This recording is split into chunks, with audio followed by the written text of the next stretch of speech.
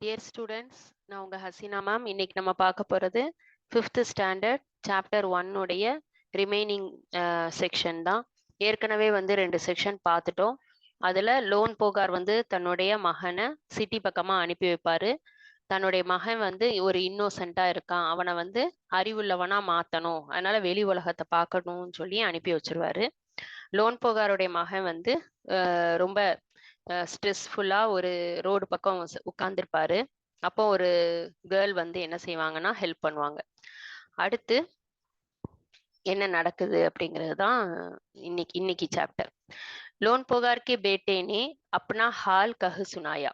அந்த கேர்ள் கிட்ட தனக்கு என்ன நடந்துச்சு, என்ன மாதிரியான சுச்சுவேஷன் வந்து போயிட்டு இருக்குன்னு சொல்லிட்டு அந்த பொண்ணு கிட்ட வந்து என்ன செய்வானா ஃபுல்லா எக்ஸ்பிளைன் பண்ணுவான். ஹால் கஹு சுனாயா, அதாவது இப்போ கரண்ட் சுச்சுவேஷன் என்ன, அவன் எதுக்காக இங்க வந்து உட்கார்ந்துருக்கான், அவங்க அப்பா என்ன சொன்னாரு அப்படிங்கிற எல்லா விஷயத்தையும் சொல்லுவான். इसमें इतना दुखी होने की कोई बात नहीं, मैं इसका हल निकाल देती हूँ.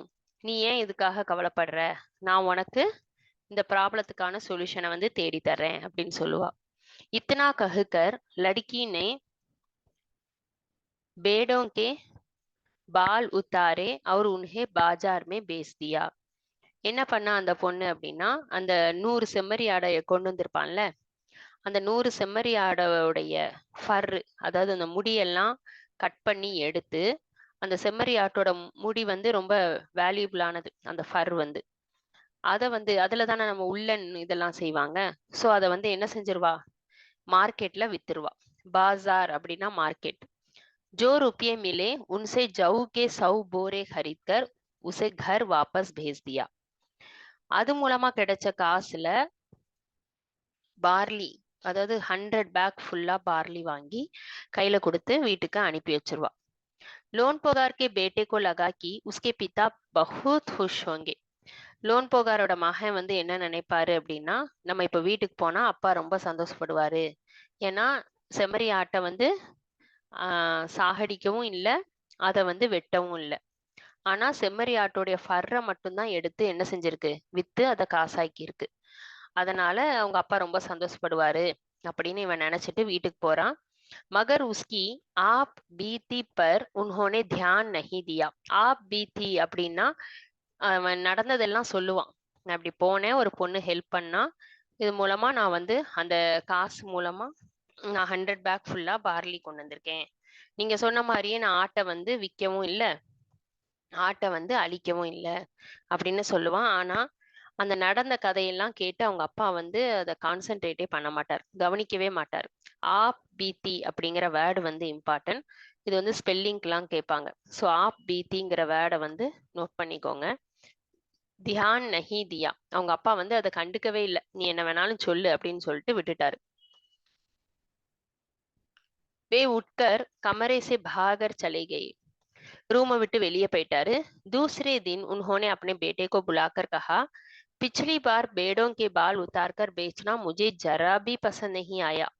போன தடவை நான் உன்னை சிட்டிக்கு அனுப்புனப்ப நீ வந்து செம்மறி ஆட்டோடைய ஃபர்ரெல்லாம் எடுத்து வித்தது வந்து எனக்கு கொஞ்சம் கூட பிடிக்கல. அப் தும் துபாரா உன்ஹி பேடோங்க லேக்கர் ஜாவோ. அதே 100 செம்மறி ஆட்டை நீ மறுபடியும் கொண்டு போ. இந்த கொஸ்டின் வந்து எம்சிக்யூல வரும். புதுசா 100 ஆடு தந்தாரா இல்ல ஏற்கனவே உள்ள அதே 100 செம்மறி ஆட்டை கொடுத்து அனுப்புனாரா அப்படின்னு கொஸ்டின் கேட்பாங்க. ஸோ துபாரா உன்ஹி பேடோங்கோ லேக்கர் ஜாவோ, அதே செம்மறி ஆட்டை வந்து நீ கொண்டு வந்தில, ஃபர்ரெல்லாம் எடுத்துட்டு அந்த காசு மூலமா 100 பேக் ஃபுல்லா பார்லி வாங்கிட்டு அந்த செம்மறி ஆட்டை கொண்டு வந்தில, அதே 100 செம்மறி ஆட்டை எடுத்துட்டு மறுபடியும் நீ சிட்டிக்கு போ. உன்கே சாத் ஜவு கே 100 போரே லேக்கர் ஹீ லவுட்னா. நீ திரும்ப வீட்டுக்கு வரும்போது அதே 100 செம்மறி ஆடு இருக்கணும், 100 பேக் ஃபுல்லா பார்லி இருக்கணும் அப்படின்னு சொல்லி அகெயின் அனுப்பி வச்சிருவாரு. एक बार फिर निराश लोन पोगार का बेटा शहर में उसी जगह जा बैठा. நிராஷ் அப்படின்னா ரொம்ப துக்கத்தோட, அதாவது ரொம்ப கவலையோட அதே இடத்துல போய் என்ன செய்யறான், அவன் வந்து உட்கார்றான். நிராஷ், நிராஷ்ங்கிற வேர்டை அண்டர்லைன் பண்ணி மீனிங் எழுதிக்கோங்க.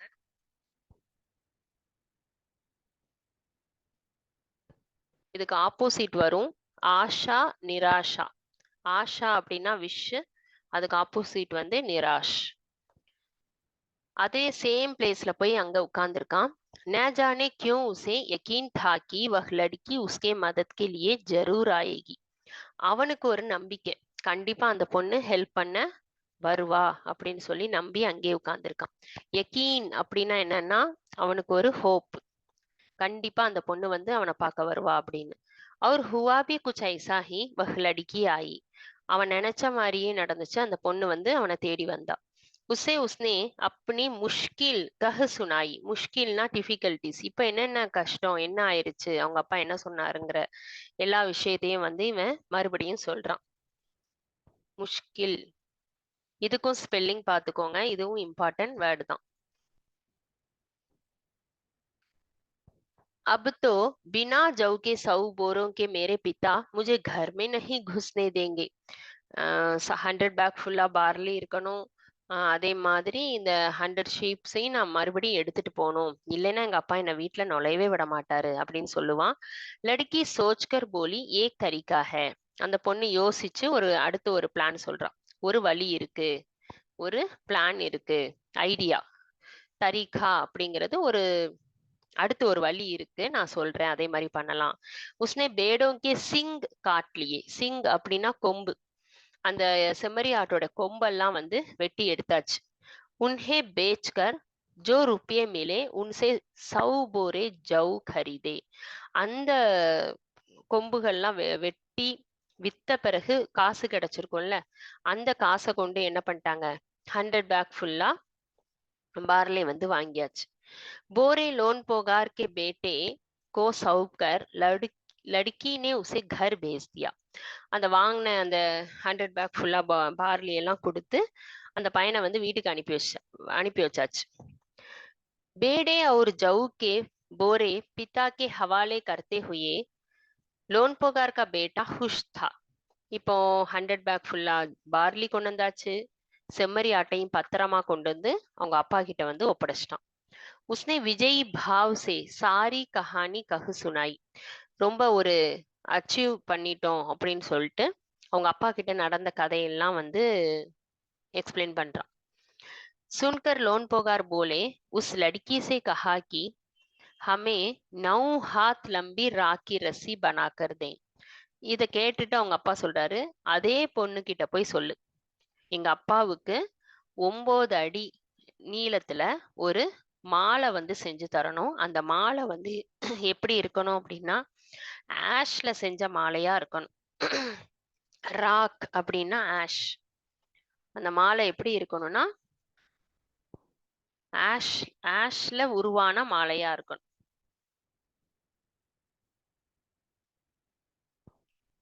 उनके बेटे ने लड़की के पास जाकर पिता का संदेश दोहरा दिया.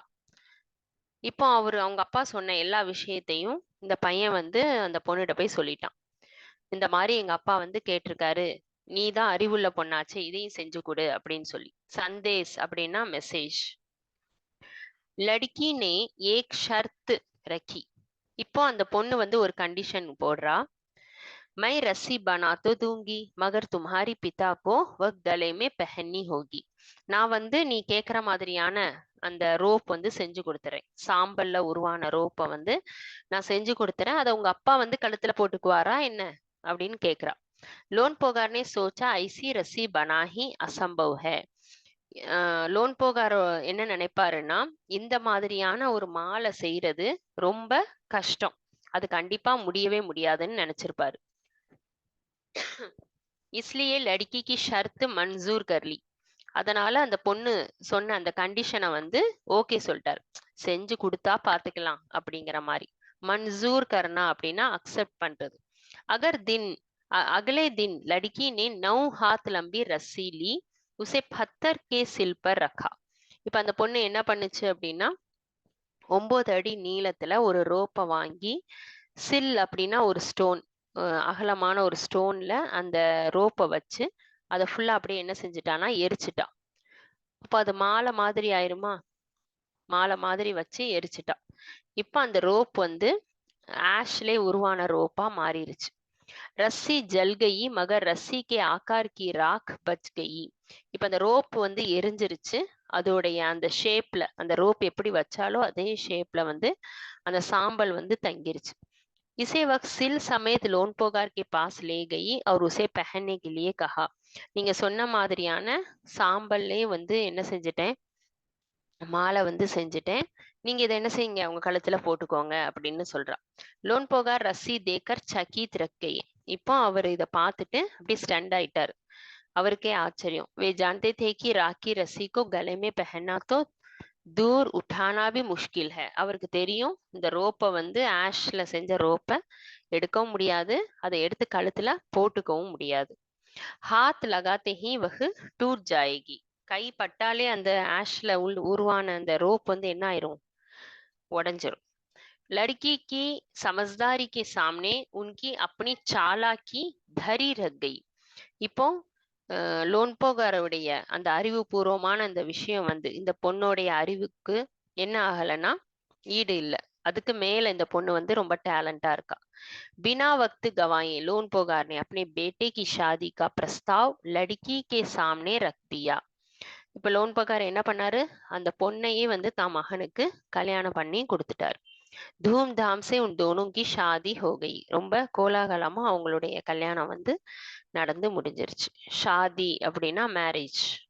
ஓகே. லோன் போகாரோட மகன் வந்து இன்னோசென்டா இருந்தாலும் அவர் வந்து அவரோட மகனுக்கு ஒரு இன்டெலிஜென்ட்டான ஒரு பொண்ணை வந்து என்ன செஞ்சுட்டாரு, கல்யாணம் பண்ணி கொடுத்துட்டாரு. ஓகே, இதோட இந்த ஸ்டோரி வந்து முடியுது. இந்த லெசன் சம்பந்தமான ஒர்க் ஷீட் 5 ஒர்க் ஷீட் வந்து இதுக்கு முன்னாடி உள்ள வீடியோல வந்து நான் போட்டிருக்கேன். பார்க்காதவங்க அதை பாருங்க. அதுக்கப்புறம் இந்த லெசன் நடத்துனது பிடிச்சிருந்துச்சுன்னா ஷேர் பண்ணுங்க, லைக் பண்ணுங்க, சேனலை சப்ஸ்கிரைப் பண்ணுங்க. அப்பதான் அடுத்து போடக்கூடிய வீடியோ வந்து உங்களை வந்து சேரும். தேங்க்யூ.